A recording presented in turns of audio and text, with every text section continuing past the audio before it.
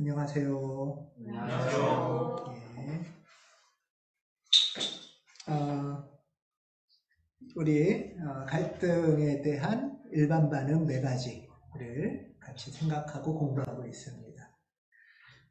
갈등은 뭐 사람과의 갈등도 있고, 뭐 상황이 갈등 상황일 수도 있고, 나한테 다가오는 어떤 삶의 과제일 수도 있습니다. 예. 운전하다가 차가 고장나면은 이게 과제로 다가오기도 하잖아요. 근데 그 차가 고장나는데 옆 사람 때문이야. 그럼 일이 점점 더 커지는 거죠. 예. 그럴 때 내가 어떻게 반응하나, 어떻게 반응하며 살아왔나, 이런 것들을 공부하고 있습니다.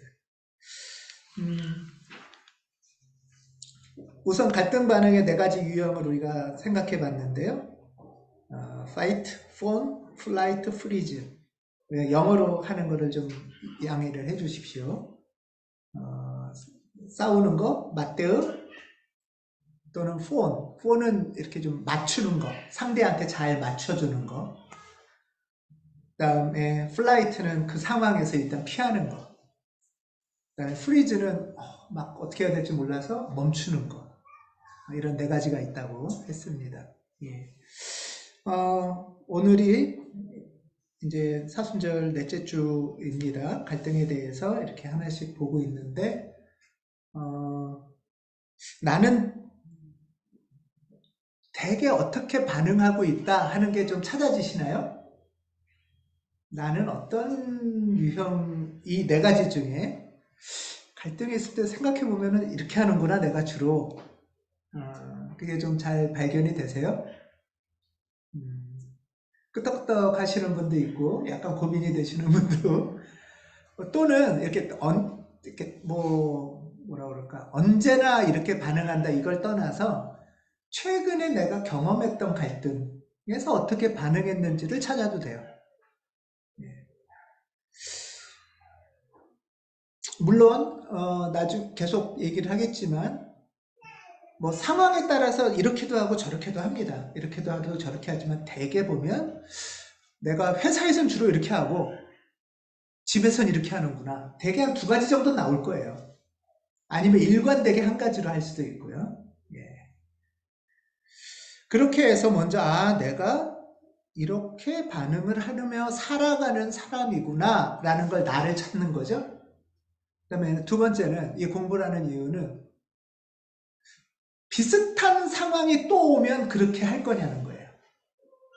비슷한 상황이 왔을 때 또 그렇게 반응할 거냐. 예를 들면 지난번에 막 엄마가 나한테 막 하면 엄마는 좀 그런가? 예, 아니면은 뭐 이렇게 식구들끼리 또는 친한 친구한테 했는데 내가 왁 해버렸어. 왁 하는 거 뭐죠? 넷 중에서? 예, 맞대응, 파이트에 가깝죠? 왁 하고 나서 막 냉랭해지고 불편해졌고 그랬는데 다음에 이런 상황이 생기면 일단 이걸 어떻게 수습할까는 둘째 문제고 다음에 이런 상황이 생기면 또 그때는 어떻게 반응할까를 생각해 볼 수 있겠죠? 예. 그걸 생각해 보는 거예요.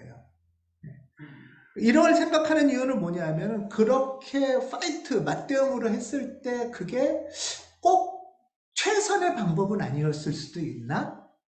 하는 걸 생각하는 거죠. 예. 우리가 그렇게 생각을 안 하면 나도 모르게 무의식적으로 이 반응이 최선이라고 생각해요. 그땐 그럴 수밖에 없어. 그러고서 왜 그렇게 했냐고 누군가 혹시라도 물어보면 그땐 그렇게 할 수밖에 없었어. 그게 최선이야.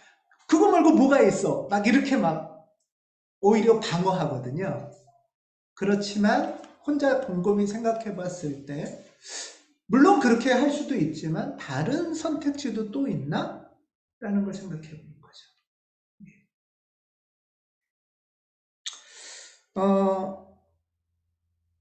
이렇게 이제 우리가 성찰을, 이게 이제 성찰이에요.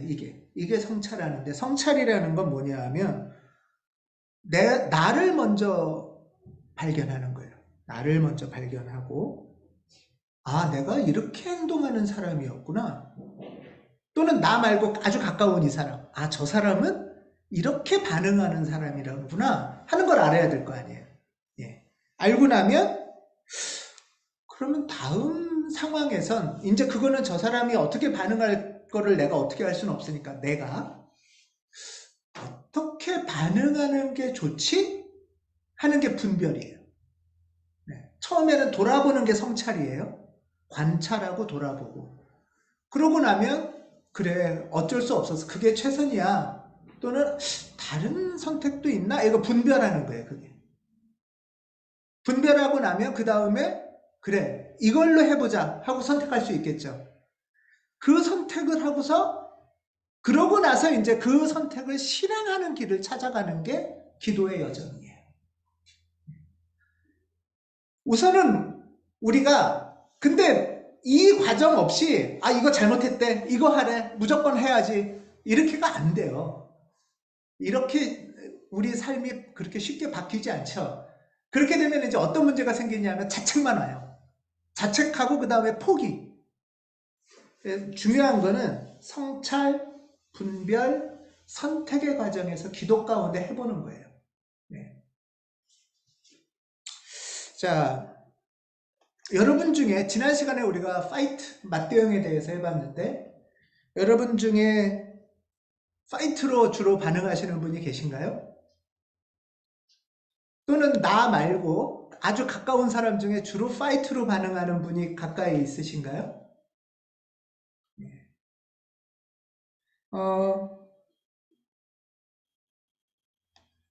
이 반응은 되게 몸의 반응이에요. 그러니까 이 파이트의 반응이라는 건 어떤 거냐면 우리가 내가 파이트 반응일 수도 있지만 가까운 사람이 그래도 이해를 해야 되기 때문에 내가 만약에 파이트라면은 내가 들을 때 이 사람의 말을 이제 둘이 서로 얘기를 하는데 말이 안 되는 얘기를 해. 이상한 말을 하고 틀린 말을 해. 그러면 이제 어떻게 되죠, 몸이? 예, 부글부글부글 끓어요. 예, 속이 부글부글부글 끓어요. 일단 이거는 끓어라 해서 끓는 게 아니에요. 예, 우리가 환영의 기도를 배울 때도 그랬었죠. 어떤 사건이나 성찰이나 생각은 다 몸에 작용하고 관련이 있다고. 몸이 일단 끓어요. 끓고 목이 뻣뻣해지고 경직이 되면서 이렇게 되는 거예요. 그러면서 숨이 약간 가빠지고 그리고 나서는 이건 아닌데 하면서 바로 이제 그게 잘못된 거를 금방 알아요. 금방 알고 이건 아니다 하고 이제 조목조목 얘기를 할 수가 있는 거죠. 예. 그랬을 때 이제 상대가 아 그렇구나 하고서 받아들이면 금방 식어요 또. 예. 금방 식는데 상대가 아닌 거라고 생각했는데 더 아닌 얘기를 해. 그러면 해보자는 건가? 이런 마음이 들기 시작을 하는 거죠. 그러면서 약간 자존심도 상할 수 있어요. 이때부터는 자존심이 상한다는 건 어떤 거냐 하면은 누가 이기냐는 걸로 나도 모르게 전환이 되기 시작을 해요. 네가 이기냐 내가 이기냐로 이건 거의 의식을 못하게 넘어가죠. 이렇게 되면서부터는 무엇이 옳은지 무엇이 하나님의 뜻인지 무엇이 선한지라는 거는 나도 모르게 사라지면서 이 사람이 나한테 덤비네 라는 걸로 전환이 돼요. 그래서 이기고 지구의 게임으로 바뀌기 시작을 해요. 대개 이게 언제 그러냐면 운전할 때 많이 경험하실 거예요. 네. 운전할 때 뭐 옳고 그르고 뭐 이런 거라기보다 하면서 훅 누가 들어온다든가 나는 잘 가고 있는데 뒤에서 깜짝 놀라게 클락션을 빡 누른다든가 이럴 때 확 반응이 오잖아요. 왜 그런 태도에 가까워? 그럴 때 뭐야? 하면서 나도 모르게 이렇게 불끈하는 게 이런 비슷한 반응일 수 있어요. 근데 그때 알아차리고 멈춰야지 거기서 차를 세워놓고 길거리에서 문 열고 내려오면 안 되잖아요. 그쵸? 이거를 멈추게 하는 것 여기서 문 열고 내려와서 끝까지 가면은, 근데 차에 십자가가 달려있네? 그러면 어떻겠어요? 저 차에도 십자가가 있고 내 차에도 교회 주보가 있어. 그래서 그리고 주일날 아침이야. 이 두 차로 뒤에서 빵빵거려. 이건 아니잖아요. 그쵸? 그래서 하면서 부끄러움이 확 올라오고 이럴 때 이건 아니다. 갈등을 대하고 갈등이 다가올 때 내 성질만으로 하는 것은 최소한 그리스도인의 모습은 아니지 않냐 하는 걸 우리가 이제 생각해 보는 거죠. 반성해 보는 거예요. 예. 이 그러면은 분별과 성찰에서 파이트에 아주 막 기질적인 막 성질을 주로 내고 이기려고만 하는 그게 아닌, 그랬을 때 다른 길 중에 하나는 뭐냐 하면, 그러면은 파이트 말고 뭐 맞추기나 피하기나 무반응 이런 것은 있나? 이런 건 어떻게 하는 거지? 여러분들 중에서 이 중에 내가 잘하는 거 있으시죠? 이 네 가지 중에. 네 가지 중에서 한 가지 정도 잘할 수도 있고 한 두 가지 뭐 이렇게 잘할 수도 있어요. 두세 가지. 이 네 가지 중에 나는 못하는 것도 있나요? 이거는 하고 싶은데 잘 안 돼.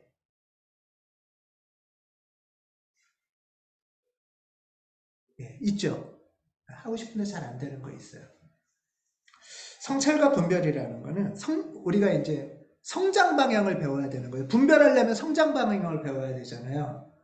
이 방향 말고 그러면 이런 반응 말고 뭐가 있을까 할 때, 난 파이트인데 맞추기나 피하기나 무반응 이렇게 할 수도 있나? 이거부터 어려운 과제가 들어갈 거예요. 잘 안 되거든요. 그 다음에 또 하나는 파이트의 성장 방향도 있어요. 다른 걸로 택하는 게 아니라 파이트 자체가 나쁜 건 아니거든요. 파이트도 성장의 방향이 있어요. 그게 지난 시간에 배웠던 맞대응과 대화의 자리로 가는 거예요. 지난 시간에 파이트의 성장 반응을 맞대응이라는 말을 하면서 마태복음 18장을 기초로 해서 우리가 간단하게 살펴봤어요. 예를 들면 이런 거예요. 네 형제가 죄를 짓거든. 이건 무슨 말이냐? 가까운 사람이 나를 힘들게 해요. 나한테 잘못한 것 같아. 그럴 때 가서, 일단 가서라는 게 1, 2, 3, 4 중에 어떤 거예요? 1번이죠. 맞대응이죠. 만나는 거예요. 가서 둘이 있는 데서 대화해라. 이거예요. 이거를 정리하면 이렇게 되는 거죠. 말대응은 소리 지르고 싸워서 이기는 게 아니라 상황을 먼저 가서 하기 전에 직시라는 거예요. 지금 상황이 어떤 거지? 내가 지금 어떻게 했지? 저 사람은 어떻게 하고 있지? 하는 상황을 살펴보는 거예요. 직면하는 거예요. 아유, 피곤해. 아우, 힘들어. 아우, 괜히 그랬다가 일만 커져. 하고 하지 않고 직면하는 거예요. 직면하고 직시하기 위해서는 사실 게을르면 안 돼요. 성실함이 되게 중요해요. 피곤하잖아요. 귀찮잖아요. 힘들잖아요. 그렇기 때문에 성실함의 덕목이 있다면 직시할 수 있는, 그리고 나서 가서 둘이 만나라 하잖아요. 둘이 만나라고 할 때는 만난다는 거는 어때요? 용기가 필요해요. 당사자를 만난다는 거 힘들잖아요. 그렇죠? 용기가 필요해요. 그 다음에 만난 다음에 이제 이야기를 할 거 아니에요. 이야기를 할 때, 만난 다음에 이야기를 할 때, 서로 잘잘못을 따지려고 이야기하는 건가요? 이기려고 이야기하는 건가요?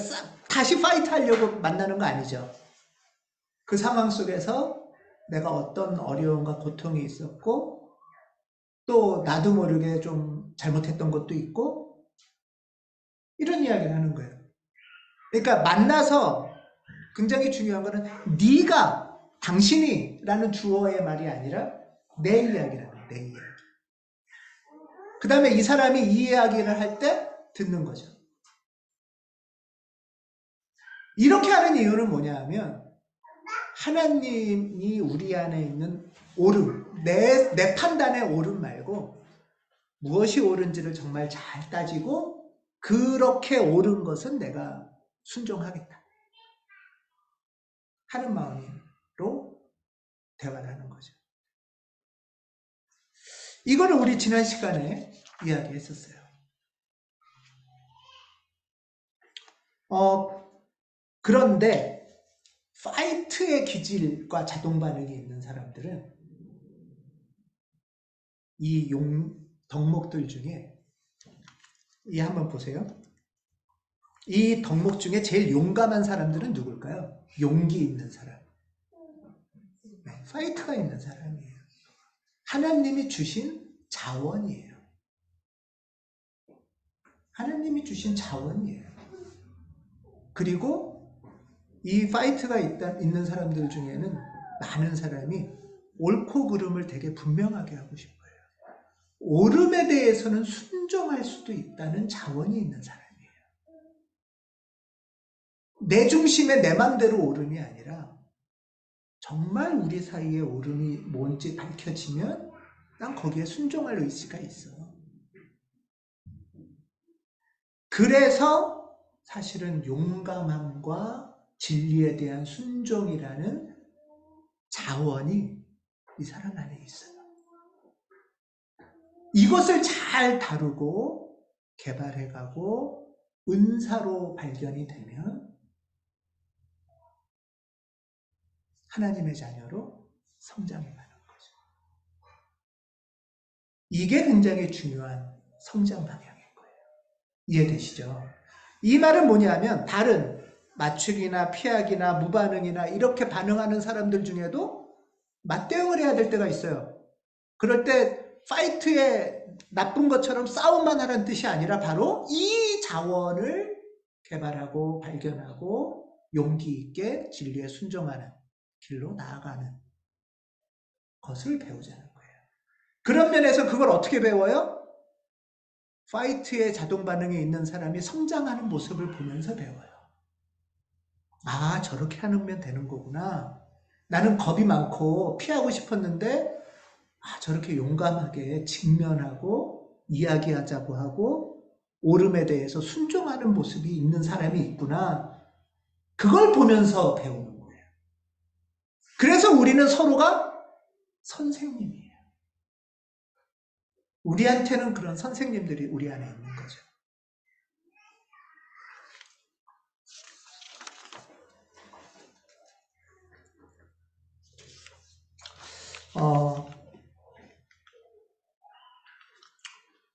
여기에 비해서 두 번째, 폰이라는 게 있어요. 파이트나 폰은 전부 다 사태를 직접 대하는 거예요. 플라이트나 프리즈는 반응을 안 하는 쪽에 가깝잖아요. 근데 파이트는 싸우는 거라면 폰은 상대한테 비위를 맞추고 동조하는 게 폰이에요. 기분을 맞추고 비위를 맞추는 거예요. 여러분들 중에 혹시 나의 자동 반응이 폰에 가깝다 이런 분 계세요? 네. 또는 주변에 예측되는 분들이 있으세요? 이분들은 파이트랑 비교하면서 얘기를 할게요. 잘 수긍이 안 가거나 말이 좀 안 되는 것 같을 때 파이트는 바로 쉽게 얘기를 한다면 폰은 그냥 그런가 보다 하는 편이에요.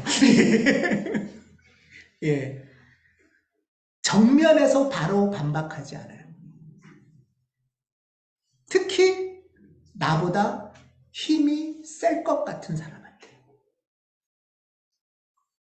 그러니까 대개 이런 반응은 어디서 많이 나오겠어요? 회사,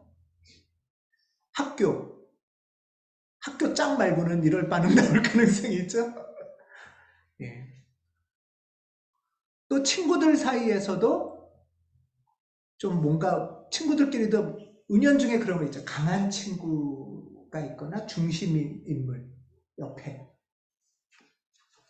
있을 때 무의식적으로 분위기를 따라주고 맞춰주는 경우가 있어요. 이들은 되게 갈등 상황 속에서 보면 어릴 때 부모님의 기분을 맞춰주는 거를 연습하거나 익숙하게 한 경우가 많아요. 예를 들면 부부싸움을 하든 아니면 부모님이 나한테 막 뭐라고 하든 할 때 어떻게 해야 좋을까? 나도 모르게 무의식적으로 부모님의 안색을 살피고 기분이 어떤가 보고 시키지도 않았는데 먼저 하면서 분위기를 맞추는 거죠. 비위를 맞추는 거죠. 그게 집안에 고조되는 갈등과 긴장을 낮추는 방법이라고 생각하는 거예요. 어렸을 때부터. 눈치 본다고 하죠, 보통. 그리고 긴장이 낮춰지면 내가 보호받을 거야. 나한테 공격을 안 올 거라는 거. 그리고 더 나아가서는 이렇게 하면 힘센 누군가 중심인물로부터 인정받고 칭찬받을 거라는 기대를 해요.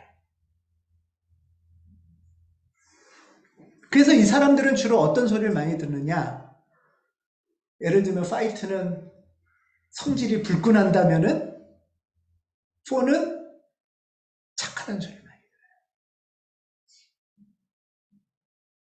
그러니까 그래 난 착하다는 소리 듣고 칭찬받고 상 받으니까 또 더 이게 강화되겠죠. 예. 근데 폰의 마음은 어떨까? 그냥 이렇게 농담처럼 이런 속담처럼 이렇게 비교하면서 자꾸 얘기할게요. 쉽게 이해하려고. 파이트는 소위 그런 말을 해요. 뒤끝은 없다. 근데 폰은 뒤끝이 있어요. 이 말은 뭐냐? 사실 폰이라고 소개하고 싶은 말이 없겠어요? 아니라고 하고 싶을 때가 있겠죠. 누군가가 부탁을 해요. 나 이건 하기 싫어. 하고 싶을 때도 있겠죠. 그런데 잘 못하는 거예요. 머뭇거리는 거예요. 그러니까 폰은 이렇게 반응하는 자기가 좀 싫어요. 왜 말도 못하지? 나는 줏대가 없나? 나는 자존심도 없나? 이러면서 자기 평가가 안 좋아요. 바깥에선 칭찬하는데 사실은 그런데 바깥에선 칭찬하는데 내 평가는 내가 안 좋아요? 그러면은 이게 나쁘게 발현되면 어떻게 되냐 하면 내 평가가 안 좋을 때 이걸 어떻게 보완하냐? 칭찬을 또 더 들으려고 해요. 그래서 나를 좀 강화해 보려고. 칭찬을 더 들으려고 하니까 더 또 맞추겠죠. 이런 식의 악순환이 생길 수도 있어요.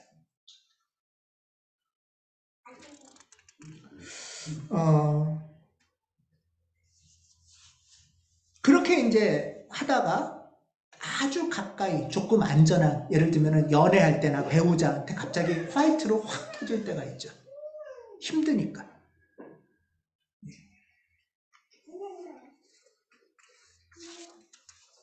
이런 분들이 이런 몸의 반응, 심리적인 마음의 반응이 있어요. 자, 그런데 여러분들 내가 폰일 경우에는 이런 마음이 있고 이런 몸의 반응이 있는데 여러분 가까이에 이런 분이 있으면 어떨 것 같으세요? 좋죠? 예, 좋죠? 예. 자, 이게 되게 웃긴 거예요. 그러면 내가 가까이 있는 사람한테 좋은 사람이 되고 싶으려면 어떻게 해야 돼요, 내가? 폰이 돼야 되는 거잖아요. 그렇지 않아요? 이게 이제 우리의 나쁜 태도기도 해요. 가까이 있는 사람이 폰이면은 좋아요. 그래서 이 사람이 있으면은 분위기도 편안해지고 따뜻해져요. 그리고 이 사람은 되게 친절한 편이죠. 늘 밝게 웃는 편이고.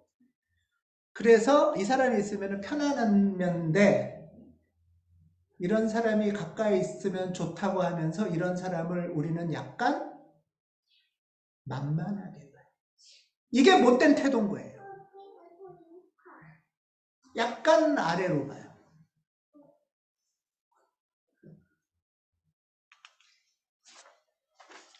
사실 파이트 안에 좋은 자원이 있다고 했잖아요. 용기와 성실함과 진리에 대한 순종하려는 마음이 있듯이 폰에게는 굉장히 좋은 자원이 있어요. 뭘 것 같으세요, 여러분? 추측해 보세요. 예, 평화, 예, 인내, 예, 인내. 좀 급하지 않게 참을 줄도 알죠. 예, 예, 또 평화를 만드는 온유함도 있겠죠. 예, 또 상대에 대한 배려가 있겠죠. 이건 굉장한 자원이에요. 오늘 본문 말씀에 보면 빌립보서에 이런 말이 있어요. 무슨 일을 하든지 경쟁심이나 허영으로 하지 말고 겸손한 마음으로 하고 자기보다 서로 남을 낮게 여기십시오. 여기서 지금 비교되는 낱말이 뭐냐 하면 허영과 겸손이에요. 이 본문에서 비교되는 낱말. 이 경쟁심이나 허영, 이걸 동등하게 번역해놨는데 그게 아니라 허영으로 다투지 말고 이 뜻이에요. 허영심으로 다투지 말고. 이 말은 뭐냐 하면 허영이라는 거는 막 네가 나보다 뭐가 잘났어, 자존심, 뭐 다 아래 것으로 보는 마음, 네가 나한테 덤벼감이, 이런 게 허영이에요. 아무도 안 알아주는데 자기 혼자 우쭐해서 다 무시하는 마음, 이런 게 허영이에요. 이 허영은 뭐를 불러일으키냐면 다툼을 불러일으킨다는 거예요. 파이트의 낮은 단계가 허영이에요. 파이트의 낮은 단계가. 이 허영과 허세로 다투지 말고 허영의 반대말은 겸손함이에요. 겸손함. 이때 겸손함이라는 것은 무슨 뜻이냐면 이 사람이 나보다 나은 거가 있다라는 걸 인정하는 거예요. 폰은 너무 잘하잖아요. 이 사람이 나보다 이게 뭐 무조건 당신은 낫고 나는 뭐 못해요, 나는 뭐 아무것도 못해요, 이런 뜻이 아니고 이 사람에게는 내가 없는 장점이 분명히 있는 사람이야. 내가 없는 걸 배울 점이 분명히 있는 사람이야. 그러니까 잘 듣고 배워야지. 서로, 근데 여기서 서로 남을 낮게 여기고, 그러니까 상대가 있을 때 서로라는 얘기는 뭐냐면 우리는 각자의 고유함이 있죠. 각자의 장점이 있죠. 그러니까 겸손하다는 건 각자 서로의 장점을 발견하고 장점을 인정하고 그것을 서로 배우는 관계를 겸손함이라고 한다는 거예요. 둘이 있는데 네가 뭘 잘났어? 내가 잘났지. 이건 허영이에요. 그럼 뭐가 나아요? 다툼이 생기죠. 당신이 나보다 나은 점이 있어요. 이거는 내가 당신한테 배울 거예요. 하면 서로의 고유한 장점들을 인정해주고 서로 배우는 관계가 되는 거예요. 이걸 겸손함이라 부른다는 거예요. 이럴 때 이어서 하는 말이 여러분은 자기 일만 돌보지 말고 다른 사람의 일도 돌봐주십시오. 이거를 뭐 집안일 도와주고 봉사하라는 뜻도 있을 수 있지만 내 마음만 돌보지 말고 내 자존심만 챙기지 말고 내 장점만 알아달라고 하지 말고 서로 상대의 장점도 발견하고 그 사람의 마음도 돌봐주고 그 사람이 언제 힘든지 언제 기쁜지 알아주라는 거예요. 이게 겸손함의 실현이에요. 이게 이게 참으로 폰의 자원입니다. 폰은 이게 아주 어렵지는 않아요.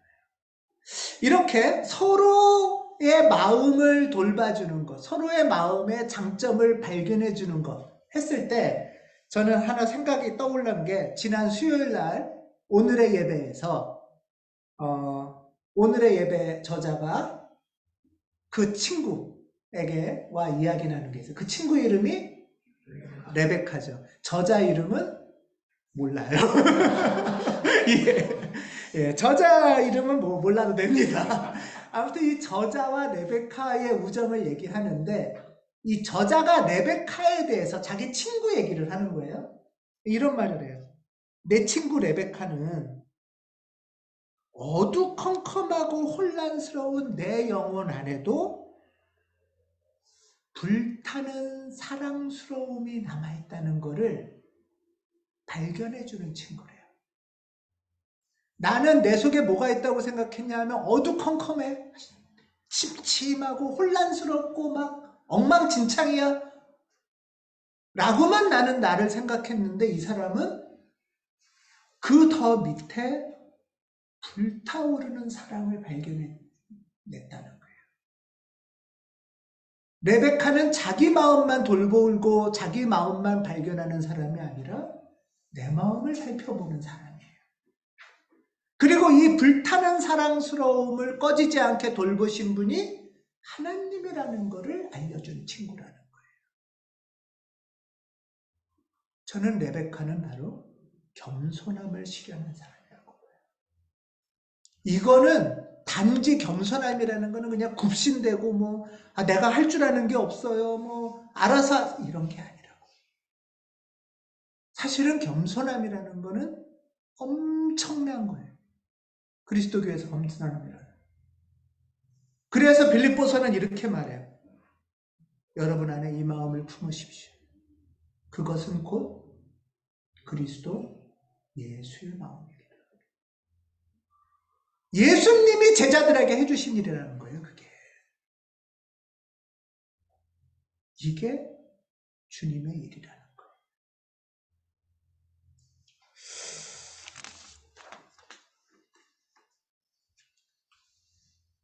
그리스도 예수의 마음을 품은 겸손한 사람.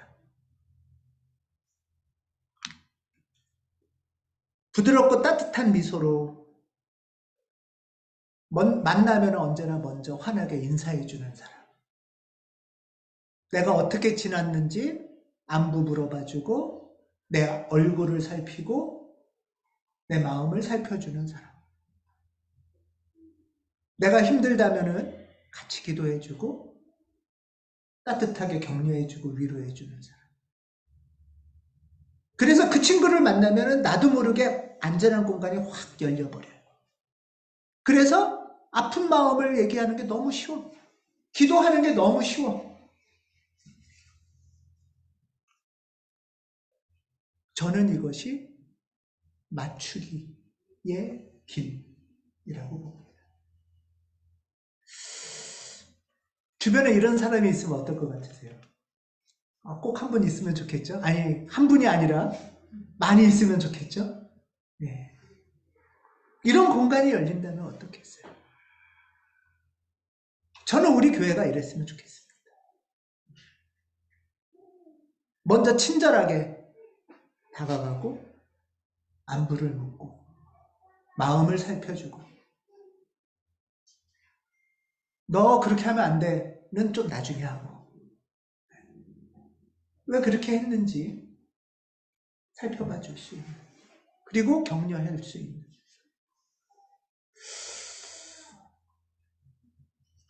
또 한편으로는 허영이 나도 모르게 쓱 들어오면 이 자식이 또 들어왔네 하면서 빨리 알아차릴 수 있는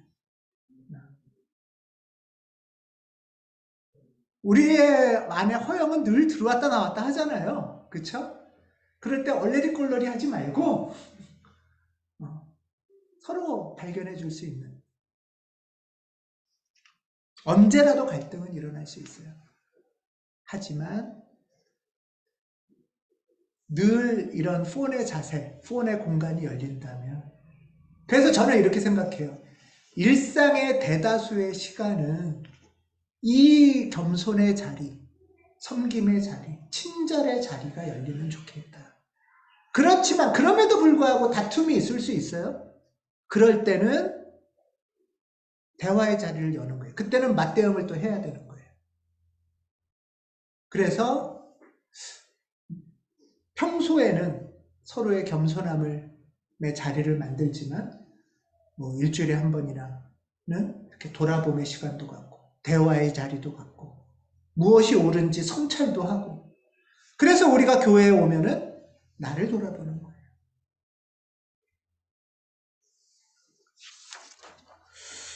사순절 넷째 주일 우리 가정 또 나 그리고 우리 교회를 돌아보게 됩니다. 서로 허용을 앞세우면서 경쟁과 다툼을 벌이고 있지는 않은지 자존심을 내세우면서 누가 높은지 자꾸 비교하지는 않는지 파커 파머라는 신학자는 가르침과 배움의 영성에서 이런 말을 해요. 상대가 틀렸다는 것을 명확히 지적하고 윽박하면 이 사람은 전혀 배우지 않는데요. 상대가 말하는 사람은 이 사람이 몰라서 틀릴 거라고 생각을 하지만 몰라서 틀리는 거랑은 좀 달라요. 배움은 언제 열리냐 하면 안전한 공간일 때 열려요. 틀렸다는 걸 명확히 지적하고 윽박 지르고 분명히 배워라 라고 하면 이 사람은 문을 여는 순간 공격당하고 파괴당할 것 같으니까 더 문을 닫는 거예요. 더. 오히려 배움은 안전한 공간에서 부드러움으로 열리는 공간에서 자기가 자기의 잘못과 약함을 인정할 때 배움이라는 사건이 열리는 거예요. 배움은 내가 주는 게 아니에요. 그게 굉장히 중요해요. 배움은 사건이 열리는 거예요.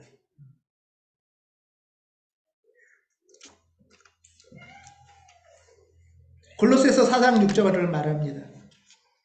여러분은 각 사람에게 어떻게 대답해야 마땅한지 알아야 합니다를 저는 이렇게 생각해요. 대답이기도 하지만 갈등 상황에서 우리는 각 사람에게 어떻게 반응하고 응대해야 할지를 마땅히 알아야 돼요. 이게 그리스도인의 반응인 거예요. 이 반응을 배워가는 사순절 넷째 주일 함께 묵상하는 한 주간이 되시기를 바랍니다. 아멘. 기도하겠습니다.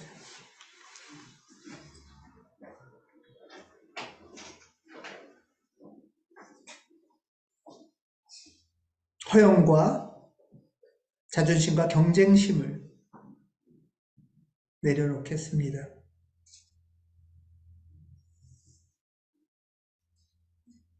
내가 없는 귀중한 장점을 다른 사람이 갖고 있음을 늘 기억하도록 도와주시옵소서.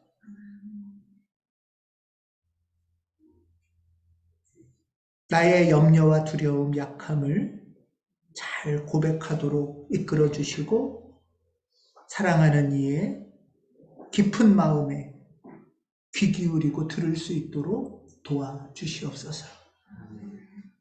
이것이 높고 깊고 넓은 그리스도 예수의 마음이라 하오니 우리 안에 이 마음을 품기를 원합니다.